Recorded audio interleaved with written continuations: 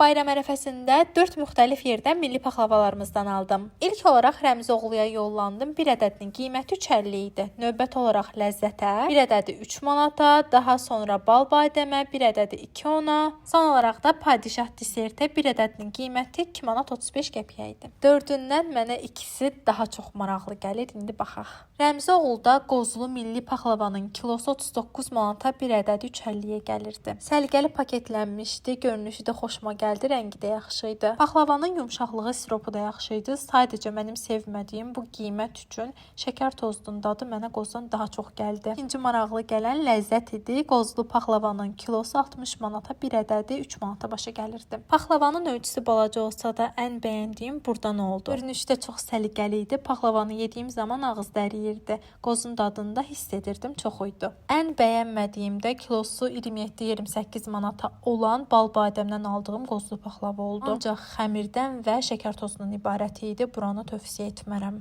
Görünüşü də heç səliqəli deyildi. Padişah desertdən isə belə nəticə gözləməzdim. Qozlu paxlavanın kilosu 28 manata, bir ədədi 2.35, dadını bəyəndim. Məncə qiyməti üçün ölçüsü də yaxşı idi. Qozun dadı da hiss olunurdu. Çox kərə yağını isə Ləzzət və Rəmzoğluda hiss elədim. Sizin favoriniz hansı oldu?